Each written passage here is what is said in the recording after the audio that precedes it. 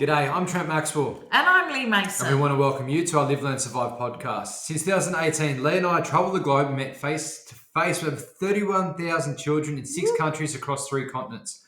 We created a series of award-winning children's books, a global online education program, and are founders of our Live, Learn, Survive charity, all focus on teaching children and young adults life skills that not only help themselves but help others too.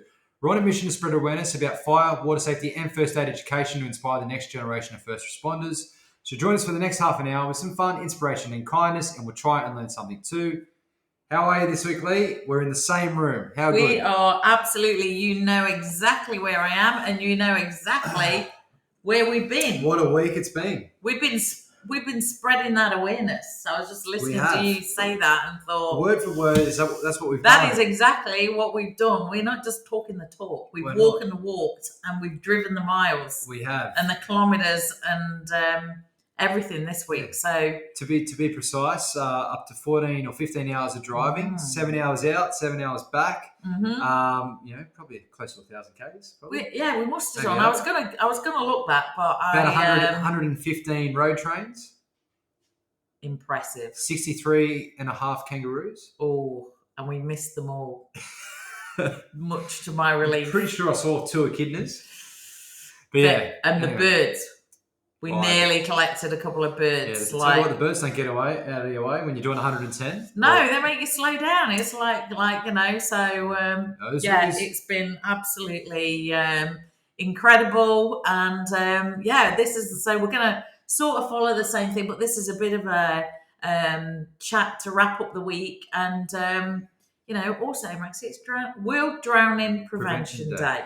I wouldn't say Happy World Drowning Prevention Day because it's a very sad topic, but it is World Prevention Day. Yeah, exactly. So we have been doing our bit to play our part to help the world bring those statistics down. So, exactly right. So yes, exactly. Well, should we start the week off with the quote? Let's start it off. Let's go. Okay, here we go.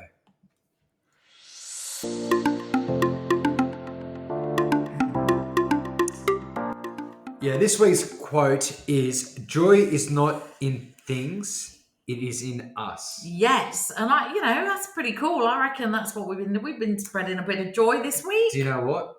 We just had a light bulb moment. Oh gosh. Because we did do the podcast on Monday. Oh, did we say that quote? Yeah, we did say this quote on Monday. Just pop back to the notes because I think I might have put another one in there. I think you have. Yeah, so I think you have. Here we go. Don't sit down and wait for opportunities to come. Get up and make them. That's it. I knew that was going to be the one. So it's we've done all that. How much travel, and we've done 2 podcasts this week. It's been a big week. Crackers. But we've made a few opportunities this week. So. Yeah, I was just going to say it was awesome to be out there, out in the outback. Can say outback because I did see the dirt and the sediment change as we were heading into the Surat Basin. Absolutely, and they had on the little shop in town, they had Outback Queensland. So if they're saying it, I'm saying it. We're in the outback. We've been Outback Queensland, and all the red dust on my car is proof that. It was everywhere. We did it. Yeah, exactly. So we went out back, mate. We start the trip on Tuesday. Yeah. And on Tuesday morning, we drove west. Yes. And we visited a school along the way to Surat, a little school called Kogan. Yep. There was about 25, 30 kids at that school. Yep, we did. From kindergarten to year 6. Yes. And then we went from there to Brigalow. Yep. Which is another town about 50 k's away. 40, that was about half an hour. So we were about 3.5 hours to Kogan. Then we were a good half an hour to Brigalow. Yep. And we stopped at the cafe, and we caught up with Kelly and Mike. Yeah, Kelly and Mike, who have kids that go to the local school, and they're really good friends of ours through Live, Learn, Survive. So a big shout out to them. Yep. And making us feel welcome. Yep. It was a great chat with the kids at Brigalow. Beautiful school. Great school. Really cool outdoor play area, actually. It had teepees and playing equipment. It was cool. They had plant pots with like agaves, and it was just like it was better landscaped than my garden, if I'm honest. They had all the road trains drive past. They had actual train track near it. Yeah. It was a kids' playground. I think I'm gonna miss the sound of road trains tonight because they've just been. It's just been like a nice, reassuring. Like, is that when we're overtaking them, or when they're overtaking us?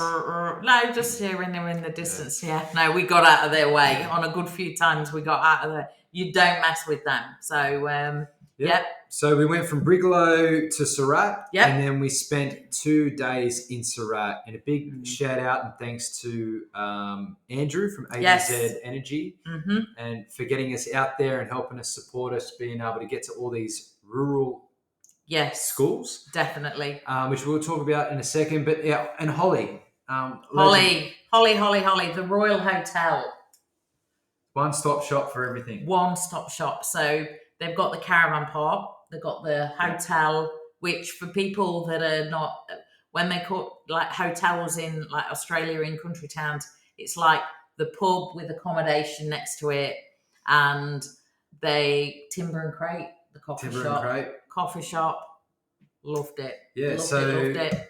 Opened extra early for us this morning so that we can get on our way. And before anyone starts like this, we paid our way every bit of this. This is because they are just great people. So, we opened early for us so we could get a coffee on our way. So it's one-stop shop. It's like literally going into your lounge.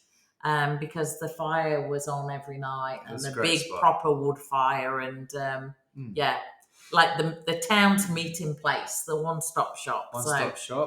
Holly and the crew. And then from Surat, Andrew took us out to Tilba, which is the most remote rural place that Live Learn Survive's been. We spoke to 11 students. So out of context, the Surat was a very small town, and then it was about an hour drive from Surat down a dirt road to a place called Tilba. And what a school. It was the most remote place that we've been to. So 11 students. So people overseas will realise how remote some of these communities in Australia are now. So 11 students from 5 families. All the families were farmers. Predominantly, I think, cattle farmers, so out there in the region, and love this statistic. On one term, so there's 4 terms a year in the Australian school system. One term, a parent does 8,000 kilometres a term on the school run only. Wow, and that's not including sport. Yeah, that's just the school run. That's 5,000 miles, 8,000 kilometres to just get the little ones to school. So I just love, it is a totally different way of living out there. For this family that are like the families in this school that are now down the dirt road, the principal lives very close to the school, heads to town once a week for groceries. We were talking in the car. Imagine you just forgot the milk. Yeah, it's not seriously. So fascinates me meeting awesome people that live in very different ways. So that was really, really cool. Cool. And then from Tilba, we went back to Surat, and we had a chat in Surat State School. And we managed to meet Derek, who is the groundsman that is the local firefighter in the town. Derek brought the fire truck to school. Some quick facts about the fire station there. They get about 25 to 30 runs a year. Their response area is 100 kilometres in each direction. They get all sorts of different calls, from farming accidents to truck fires to house fires to medical access, CPRs. Very similar to me as a firefighter back at home. Road traffic, a lot of road traffic accidents. Unfortunately, there's been an issue with staffing. So Derek only works 1 out 2 weeks of the month. And he has another offsider called Kieran. That's in town because he's a fly-in, fly-out sort of guy. But we had a great chat with Derek. He showed us around the fire station. We managed to explore what he sort of does in his day-to-day work as an auxiliary firefighter. Yeah. And back to the school. The school was great. The kids were great. And then we went to the Cobb and Co. Museum, library. Library, absolutely. Yes. So, but I've just got one more point as well, talking about Derek, because we spent quite a bit of time with him, and just an absolute lovely man. People that want to be firefighters, there are opportunities in regional areas. They can't get people. So, you know, if it's something that might appeal to you, and you think that, you know, like, we all know how difficult it is to get into New South Wales and Sydney, because we've spoken about it many times, you know, and I imagine it would be the same in a lot of other of the main cities as well. But consider going and spending some time out in country and, you know, help these communities out. They are awesome communities. They are great. So, you know, that's just a little, if you're thinking of being a firefighter and you think you'll never get in. Well, the beauty of it is too, Leigh, is you're part-time firefighter out there. So you're on call, you have a pager, and you can have other jobs. So if you are a teacher, or if you have another trade and you want to work in a small town, you have a pager connected to your hip, the bells go off and you respond, and you get a retainer for that, being a part of the fire service. So it's a great thing for the community. So if you are thinking about it, jump onto the Queensland Fire Department websites, jump onto Fire and Rescue New South Wales, or wherever you are around Australia and around the world, and try it out. Yeah. And also, like, you know, the way that the emergency services out there work together. So while we were at the fire station, we got a visit from Mark, one of the police officers, the police officer in town, Sergeant. Yeah, and then we didn't meet, but we know there is one AMBO. One AMBO. So the fiery and the copper and the AMBO all work together to do what they need to do to look after their community. So incredible. I think the longest run that Derek said he'd had, any of the firefighters listening here, was a 150-kilometre run to a truck crash. So, I bet he was still first on scene. Oh, I think he was second on scene. On scene for that one. They still kept him rolling. So it's a long time. An hour and a half response, and then do the incident for a couple of hours, and then drive back an hour and a half. It's a big turnout. So hats off to Derek. But yeah, you city boys got it so easy. We do. Yeah. But from Surat, and this morning, this goes up tonight. Sorry, I'm getting mixed up. Today's Thursday. This is a Thursday night podcast. We don't know who we are. Yes. So today we left Surat and we went to Mandara. And on the way to Mandara, hang on a minute. The library, Joe. Give Joe a shout out. We went to Cobb and Co. / the library. I double backed us there. So we went to Cobb and Co. We went to the library. Shout out to Joe, the librarian. Looks after and connects with doesn't look after, but connected with all the different 8 libraries in the Marinara region. So had a great old chat to Joe. You went into the little museum thing there, and we're talking to everyone. A lot of history there. A lot of history. And while we were in there, we met Mel from the Outback Swim School. Yes. And what a great job she's doing. She told us a little bit about the frustrations that she's been dealing with being in a small town, the cost of living going up, and to run a local pool. Yeah. And for the kids and the adults around the community not being able to afford to use that pool. Yeah. We understand that it's an ongoing cost, but hopefully the councils and the local government and the state government and even the federal government throw a bit of cash to these remote communities or rural communities to be able to keep people in the community learning how to swim, staying fit and healthy. And she's been doing it for over 20 years, so she needs the support. So if you are in Surat, go for a swim. And also as well, for her, the cost for her to run a swim school in a place like Surat with a very tiny community is exactly the same as if she was running it in Sydney. Yeah. And it's just a very, very, the odds are stacked against them. But speaking to the people out there, and the people, from the council saying that they see the pool as an absolute, it's not a luxury. It's an absolute necessity for the community, which was really awesome to hear. So it's good to hear that from the local council. So that was how we wrapped up from there. And then today. Yes, and today we left Surat and we headed back east and we went to Mandara. Yep. We spoke to about 40 students there, which was great. The roller coaster road. It was very bumpy, and we counted about 27 kangaroos, a couple of road trains. But beautiful landscapes. If you ever get a chance to travel out to some of these areas, you know, just sit back, take in the kilometers and kilometers and miles of open land. You know, you're saying that the sky looks like the sky is bigger than the land. It's huge. It's amazing. And the colors you get. We were on like the top of this ridge, and we just literally had almost a 360 view. But like the sky and the colours in the sky and the way the haze and the mist, it's Australia, it's just magnificent. So yeah, that's how we started the morning. And like I say, we were out early because they opened the coffee shop for us early. Big legends for doing that. Yeah, and then we got, so Mandara, we got to Mandara, 30 to 40 kids, great chat. We left there and headed towards Gatton, and that was about a 3.5 hour drive. And we finished at the school in Mandara at 10:30, and we needed to be at Gatton by 1:45. Yes. And that was a bit of a hustle. And we got there. We had 5 minutes to spare. We did. And we spoke to not 11, not 20, not 40, but 450 kids.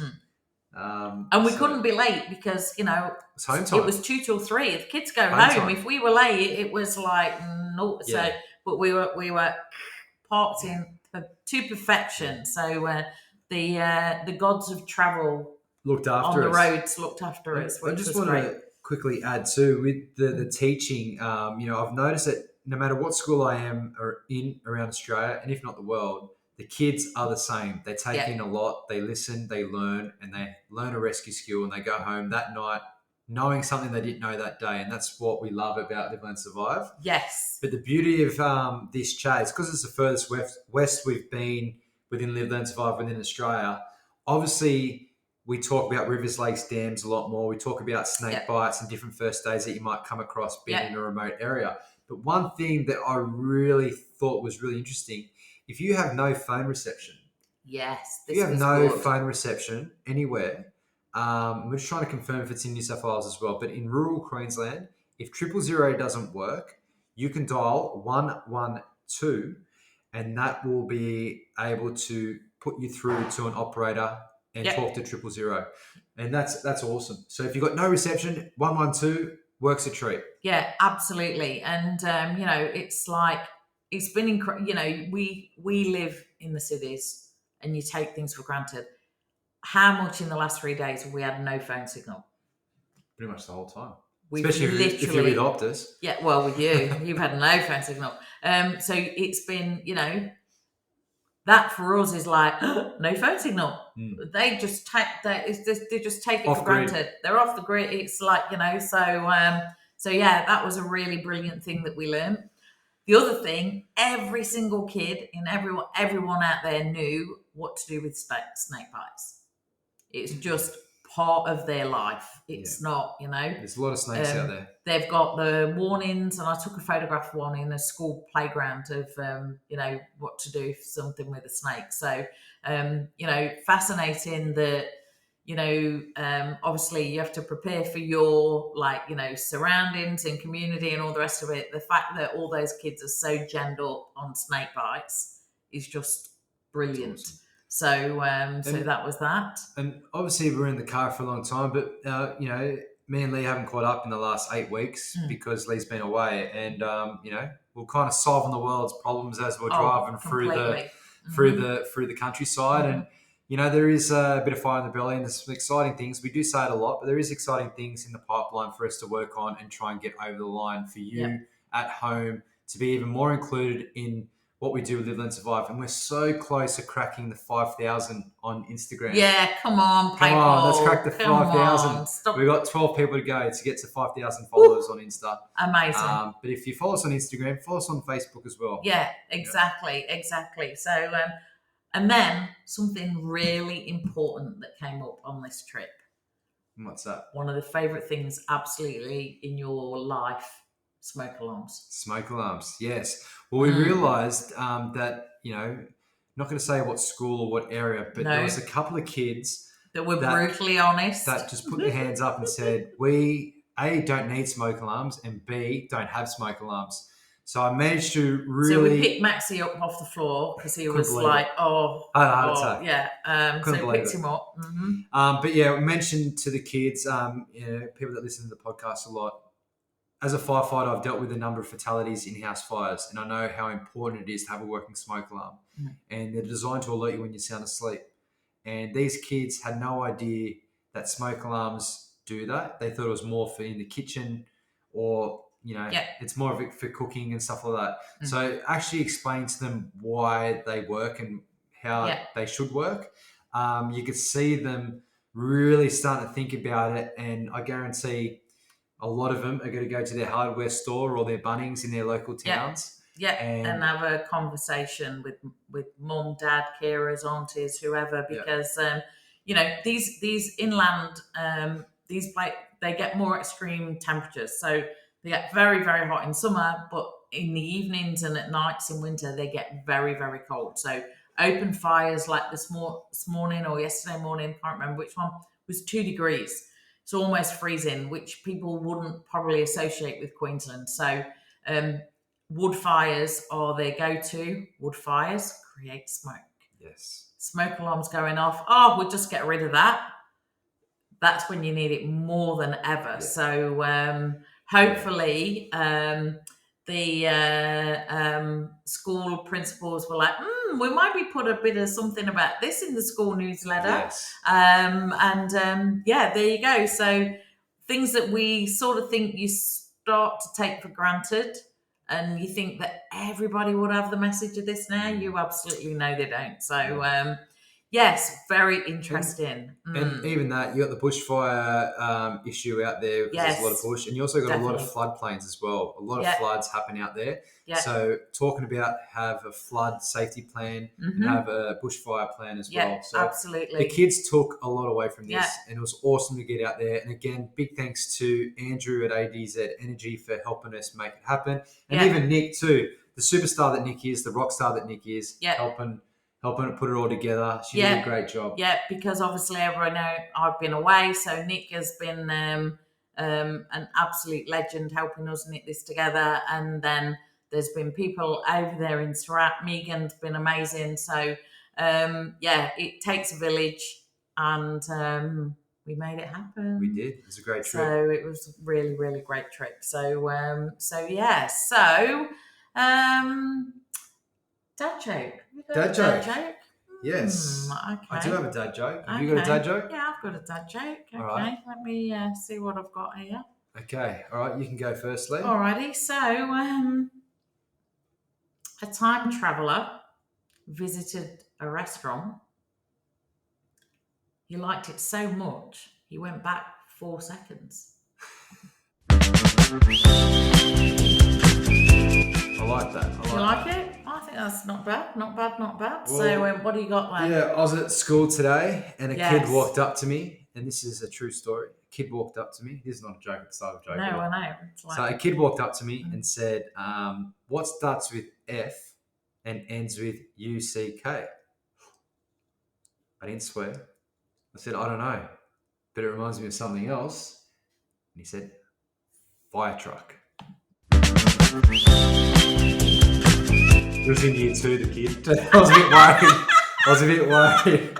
But I thought, you know what? I'm going to say that on the podcast tonight. And there you go. Fire truck. Fire truck. Oh, my life. Did you have a moment? Okay. I did. All right, I've got one more. What do you call the scraps of food that fall from the table? Scraps? Hors d'oeuvres. Excellent. Brilliant. I don't think you can beat the kid. Like, you gotta, the kids now got it all going on. That, like, I think we call it that fire truck. That's one you're going to be able to take to the boys back at the station. 100%. So, right, okay. So the song that we got here this week is "Boys from the Bush" by Leigh Kernaghan. Again, there's 2 songs in a week.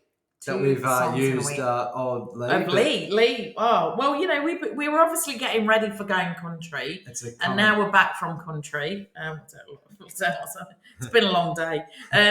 We were obviously boys in the dedicated to everybody we've met in Surat, the boys and the girls, and what an awesome group of people. Made us so welcome into your town, and we feel like we met half of it. So that was amazing. So you got some facts here, Leigh? Yeah. So just you know what, Maxie, I think this is just a quick recap. It's World Drowning Prevention Day today. This will go out tomorrow. Why we do it? 42 people every hour of every day drown around the world. So in the time that we've been talking, we're nearly at half an hour. That's 21 people. Yeah, it's crazy. We've said it. Why? We put a video up this morning. We took a picture. We took a little video of ourselves in the absolute middle of nowhere. People will go, Maxie, the lifeguard from the beach. What's he doing that out there for? More people drown in land. Yeah. Than they do at the beach. Oh, that's a crazy fact, and a lot of kids didn't realise that when I said the reason why I'm here is to talk about river safety, beach safety, river safety, dam safety, pool safety, but to explain to them that more people in Australia drown inland than they do on the coast. And they couldn't believe that. Yeah, so absolutely. World Drowning Prevention Day is just as important for the kids in Tilba, those remote kids in Tilba, as well as the kids that live in Bondi or the Gold Coast. Yeah. Exactly. And one of the things when we, we did our event in February, we said we were going to raise funds for kids in areas of fire and flood. And when we very, very first started Live Learn Survive, one of the things was education for every child. And many people would not have driven 1 hour on a dirt road for those 11 kids, but we did. And we will always do. So hopefully, they this drowning prevention day were made to feel just as important as every other kid. So we always try and tell people to, if you have access to a pool or swimming lessons, learn to swim, get the skills, and learn what to do if you come across someone that's in trouble. Knowing how to rescue someone with a flotation device and or rescue them from the side of the dock or the pontoon or side of the river. Knowing these skills will save lives, and it's so important. And we've got to try and bring those drowning stats down. Absolutely. So, yes, I can. Well, I think we'll both sleep well tonight. Yes. But knowing that we're not just saying it, we are trying our best to do it as well. So. I fly back to Sydney in the morning. You do? And back at the station, Action Station on Saturday. But it's been a great week. It's been an awesome week. It's good to be back out on the road. Yeah. Those 600 kids were so awesome, and it was a privilege to teach them and speak to them. Yeah. And meet new people. Yeah. We love meeting new people. We love a road trip. We love meeting new people. So it was it was absolutely been brilliant.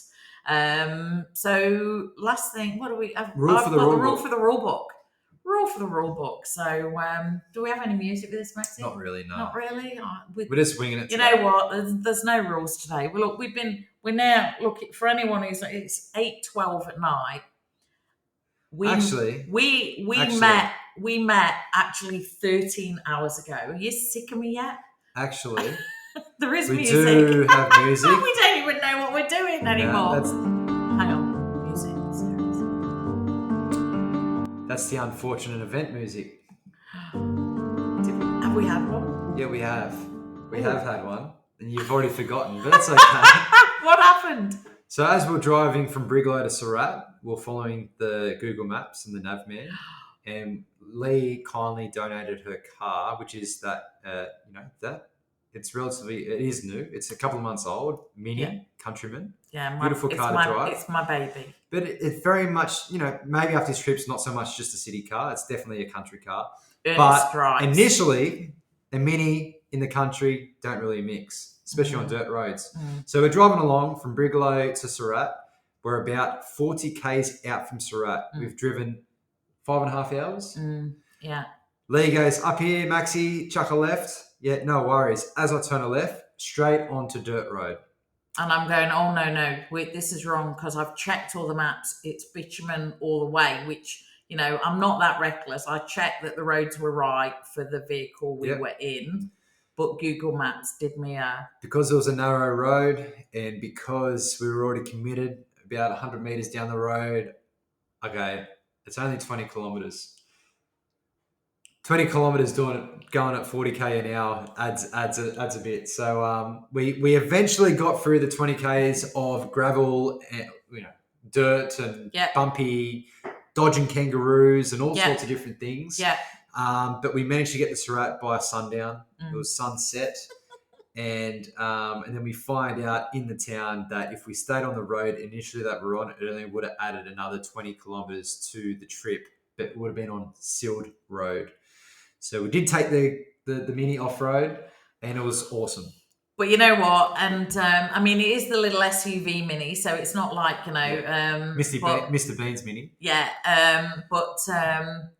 You know, she held up well. She held up well. She's earned her stripes. She's now... Look, I was proud to park her in amongst the utes and the big boys in the motel. And, you know, it's like... you know, she may be little, but she was mighty. Yeah. So, and now like she's covered in red Outback dirt. So I'm proud of her. I'm gonna drive her with pride tomorrow, knowing that you know, she's not just popping down Westfield and back. She's been at Bush. Yeah. Exactly. So yeah, I forgot that. Phew. We do have music. So rule for the rule. Okay. The rule is count your blessings. Simple. Count your blessings. Yeah, just what an amazing week. Literally, you know, just every person we met, just thinking like it was literally only 7 days exactly ago that I landed home from England.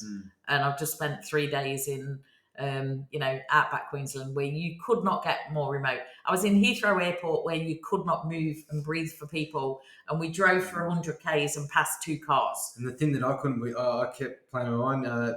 24 hours before I was in Surat, I was in a house fire, and a cafe fire, putting out a fire that got firebombed. So you know, Heathrow and putting out fires, and then all of a sudden out in the Outback, it's the world's a crazy place, and we love it. And just one other thing in the Outback, it wasn't the best because it was a full moon and we were in the worst streetlights and things, but the stars, how good were the stars? Like, you know, so yeah, Outback, thank you. We've had had a really, really great time, and hopefully we'll get back again next year. So we're excited to get back there, guys, and we hope you have a great weekend. Enjoy this little catch up of the week. Myself and Leigh will be back next week. Leigh will be in Brisbane. I'll be back in Sydney. But we are working on guests coming soon. So stay tuned. Thank you for your support. We love you. Have a great weekend. Take care, everyone. Safe journey home, Maxie. See you later, guys. We did it. Whew. See ya. Bye.